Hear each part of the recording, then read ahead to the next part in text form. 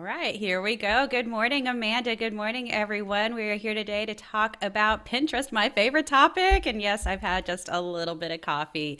And for Amanda joining us all the way from Australia, she's probably ready to wind things down and, maybe not so much coffee for her. Hi, Amanda. How are you doing today?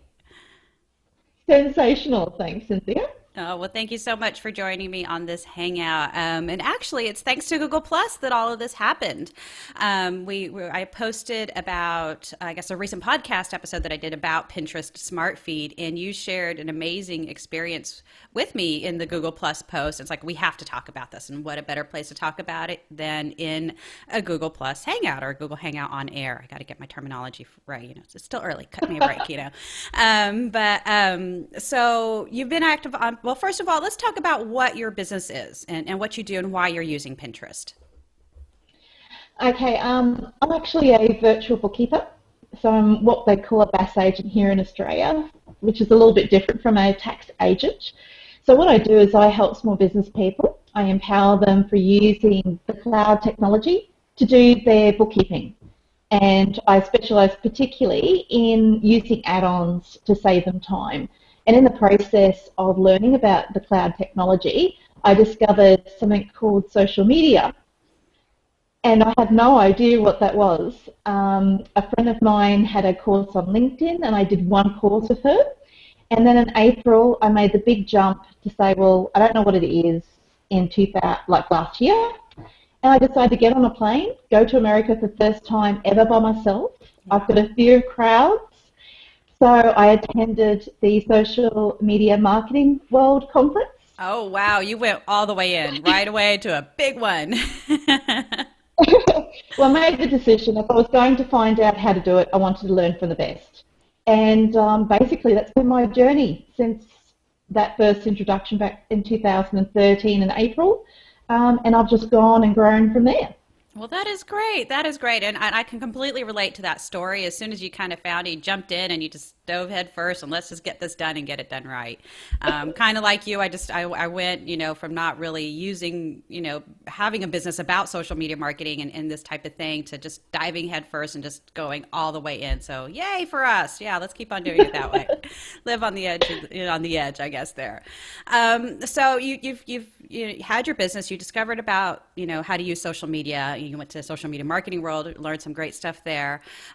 So then you jumped somewhere along the line into Pinterest. Why, and how were you? I guess you're into bookkeeping, and not typically what we think of as a very visual business. I mean, and actually it's an accounting and bookkeeping and that type of thing is usually an analogy I use in my presentations when people have the argument or to kind of present the argument that, if you don't have a visual business, well, what about a bookkeeping accounting? Come on, how many times can you show a picture of a calculator or a graph or, spreadsheet? Not the most sexy topic, right?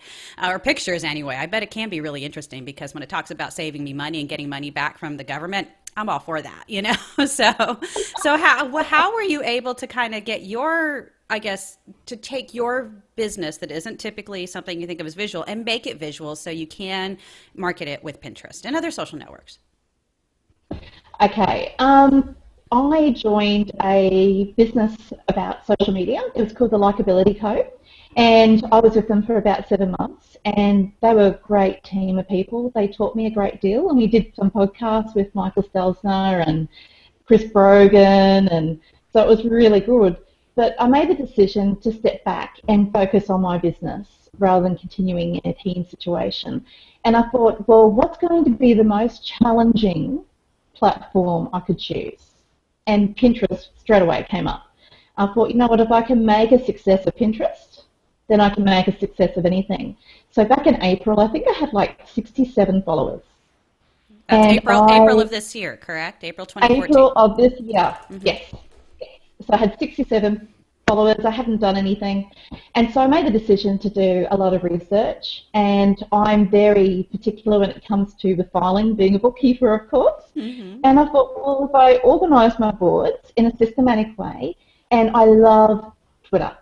I really love interacting and talking, and that's where I got a lot of my knowledge and connections through the social media marketing world using Twitter. So I thought, well, I'll do on that. So I started pinning a whole lot about Twitter, and I made sure that anything I put on Pinterest was of high quality, that the links worked. I made sure I used hashtags, and it was topics that I loved about Twitter and people that I followed on Twitter and I admired, and I saw them as my mentors. Hmm. And Pinterest, somebody in Pinterest saw what I was doing, they really liked it. And all of a sudden, I went from being a couple of hundred to having like 2,500, 3,000 followers in 2 weeks. That is great. You won the Pinterest lottery. Congratulations. And so from there, I just focused on whatever I found was interesting. So with tax, the Australian Taxation Office is really boring. It does not have nice images. Hmm. So with the fact that I've been following Peg Fitzpatrick, Hmm. and I love her work.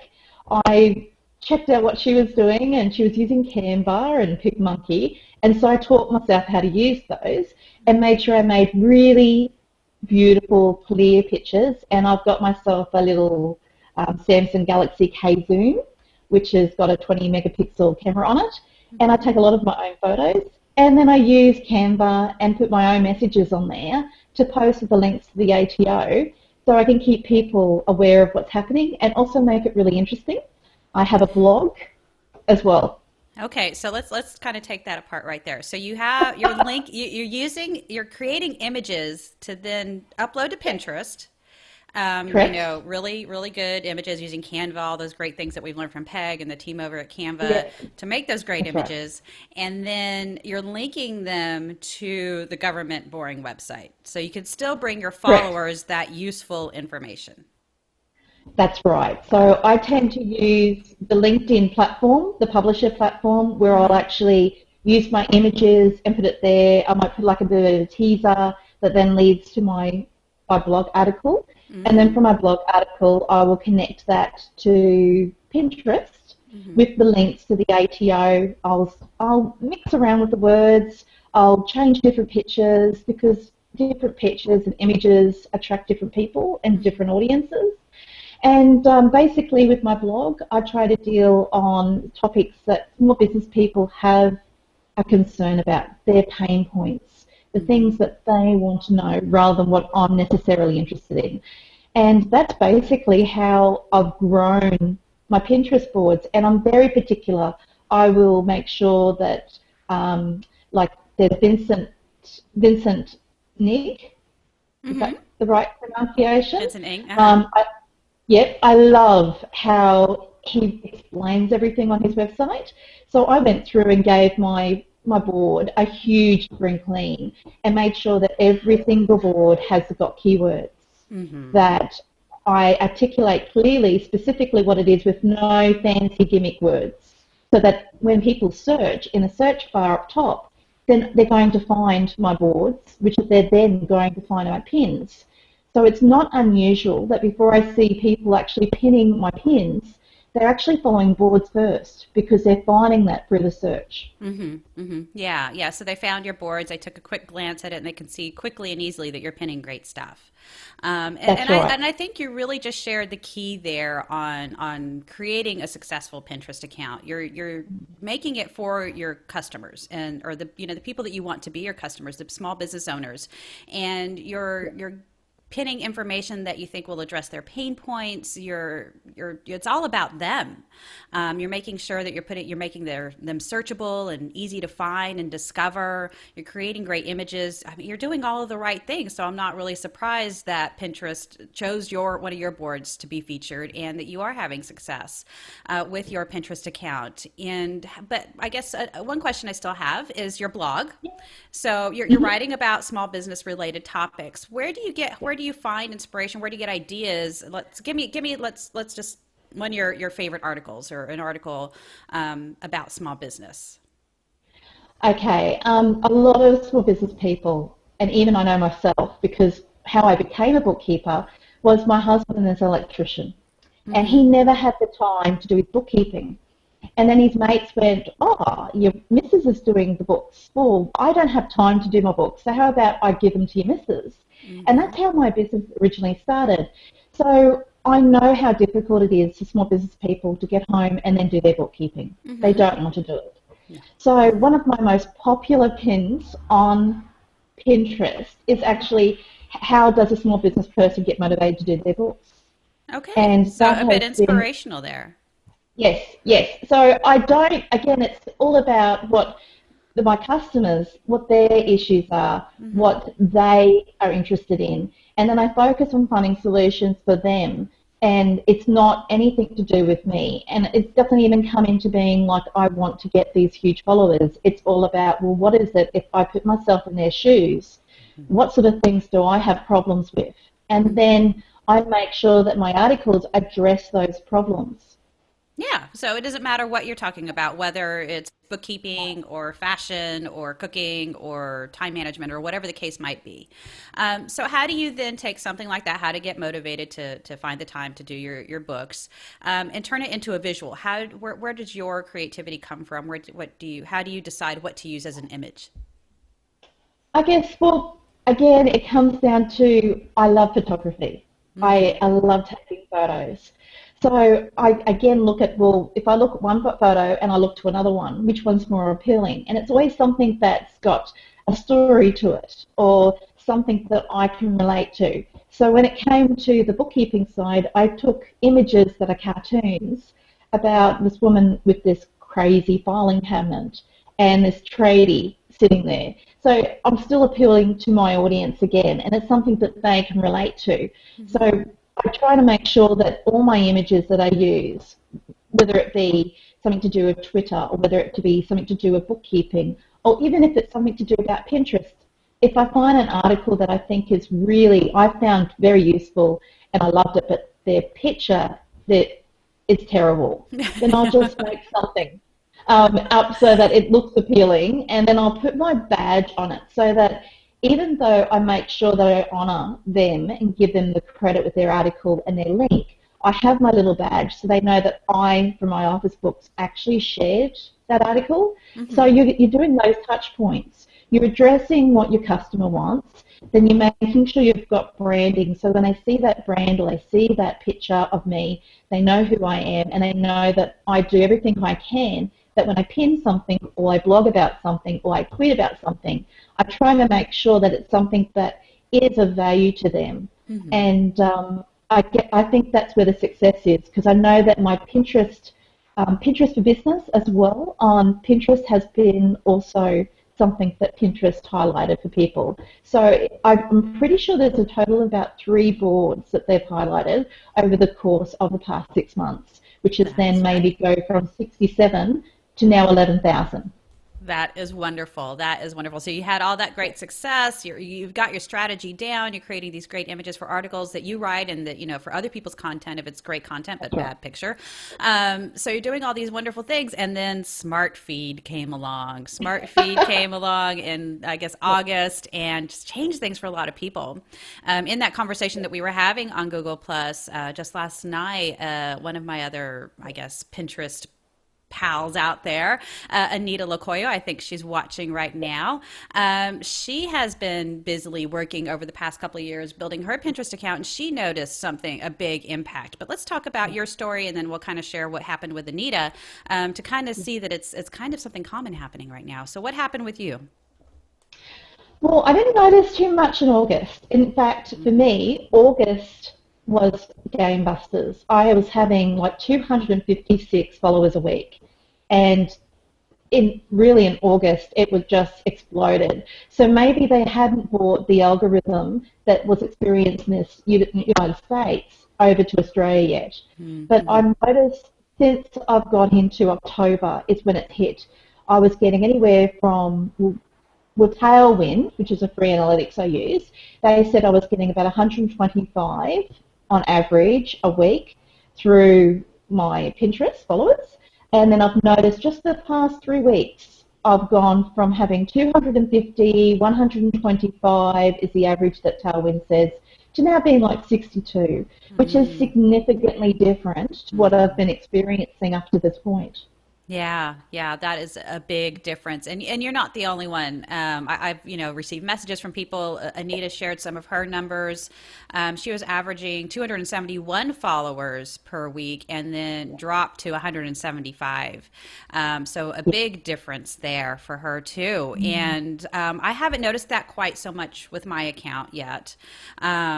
So it's maybe a little bit slower over the past few weeks, not quite as big of a difference, but definitely it has slowed down. I'm definitely noticing that my repin numbers are going down. Yes. Yes, and Yes. I guess really I think all that we can do, and I'm not sure what you think about this, is I mean I guess really we have no choice, and we kind of have to just plug along and really do what you have been doing in the past, and that is to make sure that we're pinning great stuff, not just pinning images that maybe just have a great picture, but also whatever is behind it has to be good too, because we want people to then share it. We have learned in my conversation with Susan from Ahology that there's kind of a quality number assigned to pins, and one of the factors is how many times that URL has been shared in the past on Pinterest.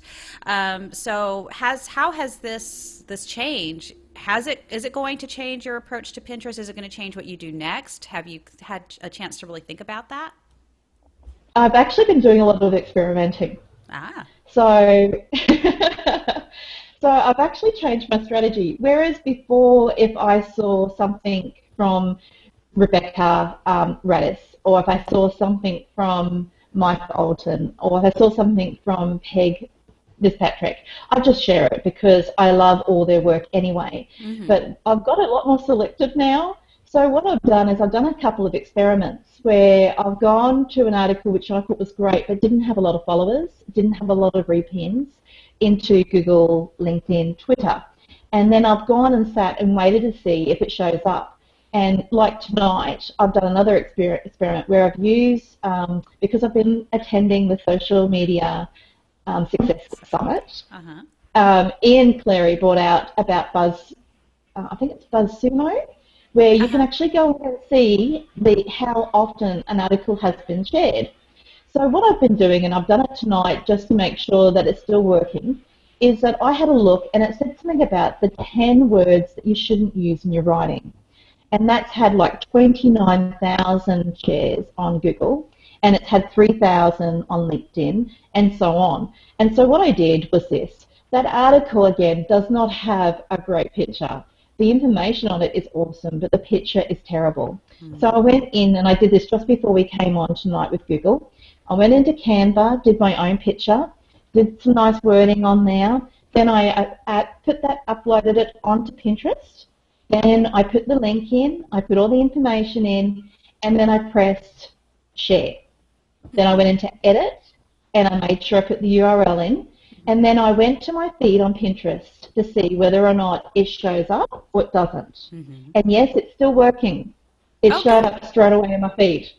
Now Oh, that's good. something that I've noticed. If something's really popular and a lot of people are sharing it, I notice that Pinterest will actually share that particular item in the feed.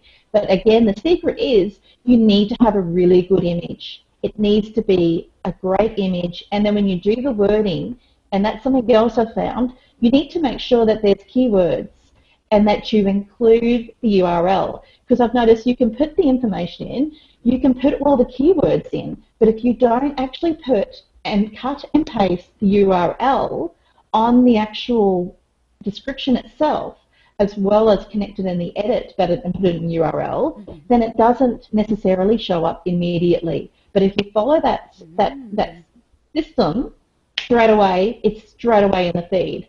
And that's where I've been able to pick up from being halved to now I'm back up over the 100 shares again this week. Well, that's great. That is great. So I think maybe you might have stumbled onto something really, really significant there. So maybe it is a picture, having that good image size, something very pinnable, not something really small or narrow, something that's taller. No? I see. Well, what I've noticed, why I'm saying that is Uh-huh. I've tried PicMonkey, Uh-huh. and I've found what works most. The best thing you can do is you use the Pinterest template in Canva. Mm-hmm. So number one, you need to use that Pinterest template in Canva. The next thing is make sure that the picture you use has all the details on it. but then the next ingredient is in the description. You need to put the URL in, and you need to make sure that you have really good keywords in there. Mm-hmm. And I found that that combination is what makes it go straight into the feed. There's no hesitation. If you miss any of those ingredients, there's no guarantee. And it might be 10 minutes, or I might notice it'll be shared hours, or even a day later, which is really quite interesting. Mm-hmm. And I find that I don't get as much success using Tailwind's scheduler as I do if I do it live. Yeah, yeah, and I was a little bit I guess curious about that, or to see how that was going to play out, and I was kind of worried about that. That if we schedule pins, if we, whether it's Tailwind or another service out there, that maybe Google or that Pinterest wasn't going to like that quite so much. They want us to be there, they want us to be active, they want it to be genuine and real. So I can understand that, and I'm kind of surprised to hear that it was the Canva layout for Pinterest, which is a really really big image. My gosh, 735 pixels wide. Yeah. So it's a good big image. So I think the image size, it's obviously going to be good quality with the resolution that the Canva sends out, Yeah. and including that link in the URL. It's something that I have tried, occasionally, but I didn't want to be, I was always afraid to be way too pushy, and I didn't want to put that extra link all the time. But maybe that's something that we just need to do for now, to really help kind of get over, and really get used to being a part of the smart feed now. Well, that's what I've found. I've just found, because I have experimented. I've used different type sizes. I've used PicMonkey. I've used all these other types. And I've found that if I do use Canva's template for Pinterest, and I always make sure that I'm very specific with the description, and then I also put the link in straight away, every time, automatically in the feed, That's without great. fail. I can see it. Yeah. So that is definitely something we want to have happen, not, like you've mentioned, where it shows up hours or days later or a day later. And that scared me when I first saw it. It's like, did it pin right? Where did I put it? I was like, why isn't it showing up? But, it's smart feed. Oh, well, anyway, we will survive. So that tool you mentioned, BuzzSumo, is Yes. that, could you talk about that just a little bit? Because that I guess is going to be a little bit more important. Maybe we do need to see the popularity of articles or of content that we're pinning to Pinterest, and keep that in mind. Maybe and this is something Susan and I talked about. Maybe we need to wait a few days before we pin something, to give it time to build a little traction online before we pin it to our Pinterest account, whether it's our own stuff or other people's stuff. So what about BuzzSumo? Is it a pretty complicated tool to use? Do you know the cost or anything like that? I've, all I've been doing is using their free. Mm-hmm. They're free. So I put in BuzzSumo, whatever comes up, they'll show you the different articles. They've got big circles, and they'll say the numbers. Mm-hmm. And then I just pick the ones that I think apply to the bookkeeping side of things. Mm-hmm. I also have like a bit of a masterminds group of bloggers. So I tend to play the two on my Pinterest board. So I deal on specific articles that's going to appeal to my audience again, and then that's all I do. I just use their freebie. I don't use anything that costs money, and I also use Sway. So I will look at Sway, because then again, it's already doing the algorithm thing, where it's looking at who my followers are on Twitter, who my followers are on Facebook, and then I put in my keywords that I want, and then I look on Sway, and then I will go over to BuzzSumo and see if the same article's there. And if I Um, do that, without fail, it will straight away go in through the feed. Oh, great. So, Yeah, yeah. And Sway is a yeah, tool that I use, and I definitely like that. It's a good place to have a good source of content to share.